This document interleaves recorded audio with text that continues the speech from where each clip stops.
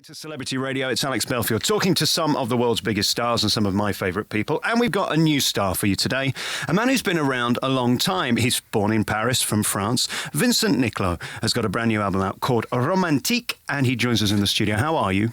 I'm good, thank you. How are This you? is sort of like a human experiment of when God is kind and gives you your face, and then God is unkind and gives me my face. It's very depressing for me. No, it is depressing for me in the morning when I look at myself in the mirror.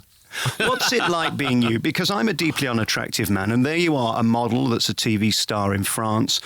You've got your picture on this new album. It must be great to be delicious. I mean, my physical is from my parents, you know. It's not part of me. I mean, my parents maybe worked very well when they did me. But When they did you? but my voice is really my work and is really myself. So I'm really more focused on my voice than on my, Let's physical. not be naive, though. You have to have a package. And let's face it, if my face was on the front of an album, less people will buy it. I think, as I wrote in my review, the truth is women, especially of a certain age, are just going to fall in love with you. And it's sort of that Il Divo effect, isn't it? If you've got the core talent and you look great, that's the recipe for success. Let's face it.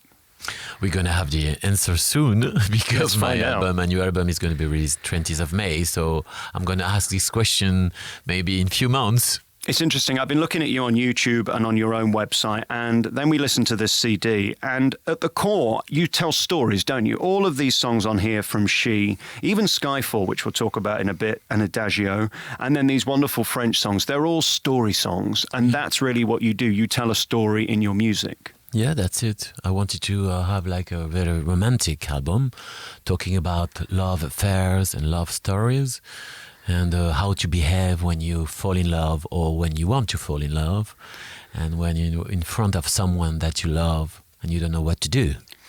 So, yeah, if you're in that case, you can put the CD on. You will have the answer. There's something very mellifluous about your voice. I think you're given a blessing of the accent because, let's face it, that sort of Paris accent, French accent, it is great to start with. And then you add your voice on top. And there's a great bassness to a voice, and I'm big on that, especially probably because of the radio stuff. There's a lower end of your register, which is really powerful, and then you go quite high. Let's talk about the voice. Were you born singing? Because this doesn't sound like a trained voice as such. This sounds like a gift. It's maybe a gift, but it's a lot of work too. It's hours and hours of working on my voice with teachers, opera. At the beginning, I started with pop music, and after I met like an opera singer. He teach me how to sing opera, and that helps, when you want to sing some kind of songs like Adagio or big songs with high notes. And it's I don't know if it's a gift for maybe at the beginning, but the best gift was my father, maybe because he's a singer and he's a musician, so he gave me maybe what he had inside of his voice. And you make it very clear that he was the guy who gave you your education, because let's face it, having the gift without the knowledge and the theory, you're never going to get anywhere. And he taught you how to understand how to control your voice, and that, I suppose, is the most important. It is the most important. He also teach me how to create and with your voice, because you can do a song differently, different manners. Depends how you. First of all, you have to live the song. You have to believe in what you say, and you have to bring each word into the best place to make it try to make it very unforgettable. I mean, like a nice song. And it's interesting when we look at your career, because of late you've become a TV star. You were on last year's Dancing with the Stars in France, which again is one of those huge, phenomenal shows that reaches a whole new audience. And I'm trying to grasp how big a star you are in Paris, because from what I'm read, you walk the streets and people mob you. I mean, are you a pop star there? What level are you at? Give us an idea of how. Put your modesty aside. It's very hard to answer that question. You better ask to French people. But no, for sure, I sold 1 million album already. I started my career really started like 3 years ago, so it's short. I did a lot of musicals before, and I always sung, but very successful 3 years ago and 1 million album. So it's a lot. It's hugely impressive. And I'm fascinated by the musical theatre stuff. Last night I went to see Showboat in the West End. And to me, if you can turn up 8 times a week and deliver the same show in the same order and get it right, you're never going to struggle with anything else in your career, because that's proper work, isn't it? That's discipline. Oh, yes. It's hard work when you have to do it 8 times a week. And you don't have to, even if you're sick, because here in West End, you have like people who can do it for you. Cover. Yeah, cover. We don't have that. I mean, we have a cover, but the producers, they don't want you to do it because your face is everywhere. So people come for you. So even when you're sick, you have to sing. So it's a nice experience. Very hard, but it's the best school ever when you want to learn on your voice.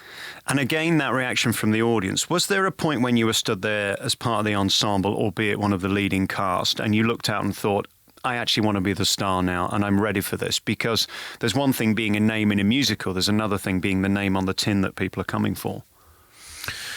Yes, but musicals took me into a pop star. I mean, because I had the chance to do Gone with the Wind. It's a big musical. I did it for 2 years. And after that, record company came to me and said, we want to sign you for a new album. Okay, I said, yes, for sure. It's a big experience, but it's totally different. I mean, there is no point. I mean, it's a different job, different way of singing. And in a musical, you are like an instrument, really, because you don't have a lot of freedom in what you do. But when you do your own record, you do whatever you want to do. And that's the best for me. I mean, you can express yourself as much as you want. There is nobody to tell you, please do that, don't do that, go that way. And that's what I like the most. But I'm really in love with musicals, and that's how I started, and that's really what I wanted to do, and I still do it, because last time Michel Legrand asked me to do one of his musicals, and it was such a big honor for me. And now we're doing a tour together. I think all of this big success. So musical gave me all the opportunities that I have now in my life. It's a great experience, and I would tell everybody who wants to sing that to start with musical is the best way. Well, and just because of that discipline, I'm fascinated by the boredom element of it and the repetition of it, because you don't have a personality in a musical. You can't suddenly walk over there or walk over there. How do you deal with that? Because that would be frustrating for me. I couldn't imagine doing the same thing at 7:37 on a Monday, Tuesday, Wednesday, Thursday, and being stood in the same spot. Yeah, I love your question, because that just happened to me. I mean, I had the opportunity to make a musical very famous here in France. They asked me, and it was of my fantasy to do it. But I cannot do it for those reasons. I don't want anybody to tell me, you have to go that point, stop here. I mean, it's a way of thinking, it's a way of being. But at this point in my life, I could do it again, but because I have the opportunity to make a new record in France, so I prefer to go that way. Is there one role, though, they could offer you on the back of this new album, which is out in May, Romantique, that could draw you back? The Phantom, the Les Mis. Is there a dream role that could pull you back? Yeah, Phantom for sure is for me is the best. The best for a man. I mean, with my kind of voice, it's the best part ever. And Easy, I think, is only on stage about 18 minutes. Yeah, it's not that. Yeah, it's like holidays, but it's very strong parts. Really, I feel I have a lot in common with him. Sort of this horrible face that people shriek at with it. No, come on. There was a moment in your career that sort of turned you around, and you're not the only one she's done this with. I interviewed a lady called Veronique who ended up getting a Las Vegas show on the back of Celine Dion's endorsement. Yeah, who I thought was sensational, by the way. Oh yeah. And I think Miss Dion knows talent when she sees it, and when she sees it and likes it, she's willing to put her backing behind it, and she did that with you. I guess you can't buy those moments, because to have her endorsement with her level of fame, there aren't many people could sell out that Coliseum 5 times a week. She could do it 10 times if she wanted, and she backed you. I guess that's got to be one of those moments that would be a chapter in your autobiography. It was a gift. I mean, I had no idea what's going to happen, because she made a huge comeback in 2012 for a new French album in France, and I had the opportunity to sing in front of her one of her biggest hit, all by myself, and I did it. I don't know how, but I did it. And after that, I heard she was talking with her husband René. They talk about me to do the opening act of a big concert in France. And I did it. So it was amazing for me. It was really hard. I didn't sleep for 1 week before. But she told me one thing very, like, it could sound very normal and easy, but it's not. I mean, just enjoy when you when you're going to do your first step on stage, just enjoy the moment. Just that phrase. Enjoy the moment. Don't think about anything else. Just enjoy, because you're going to be a lucky guy. And I did. And you know what? I didn't have any stress, because I sang in front of 20,000 people coming from her, not coming from me, for you. So it's harder. And but I did, enjoy, Vincent. You're so lucky. You do the opening act of Céline Dion. Wow. Okay. And I did it, and I was so myself on stage. I had no stress. The only stress I had is that, are they gonna like my work? Right. Because they don't come for you. They come for Céline Dion. But because they're very fan, and Céline Dion choose me, so I had half of the audience for me already. You know, because they follow her so much. Is she one of the greatest performers ever? I mean, I've seen her 3 times in that Coliseum with each of her shows. I just saw her last October. And that voice is remarkable, isn't it? It is stunning. Yeah. You told me a gift. That's really a gift. I mean, she worked a lot, for sure. She's a hard worker. You have no idea. She works on every details. But that's really, really a gift. Her voice, when she was a child, she had that voice already. Yeah. So yes, to have her next to me, and she was so nice to me. I would never forget what she did. And also here in UK, for my first TV, she did like a video for welcoming me in UK. She's I always say she's a big heart. And I think some people think she's slightly phony, because she's so over the top, and we're very reserved in England. You go and see her and she does all that emoting. She cries and she feels and she's present and all that stuff. And we kind of think slightly cynically about it, but that really is her. She is so into it in that moment. And again, for you, it must be very strange when somebody of that magnitude, a star of that level, knows who you are. I mean, that never becomes normal, does it? For sure. Still now, I never... you know what? Since the last 3 years, it has been Christmas every day for me, because such big stars like Céline Dion, but also Paul Anka, Il Divo, all the stars that I was looking at on TV, and that I have the chance to work with, those people, they know me, and they say yes to work with me. It's like unbelievable for me still now. And I'm just like a child in front of the Christmas tree, and just hoping that it's gonna last. And the question I ask all stars of your magnitude vocally is, how do you cope with the pressure of sounding like you? When you wake up in a morning, do you get neurotic about the voice being there and what it will sound like, and if you'll be able to deliver today? Because without your voice, you haven't got an act. That's for sure. But the only thing when I have a concert or a big TV show or something that I have to use my voice, and I need my voice 100%.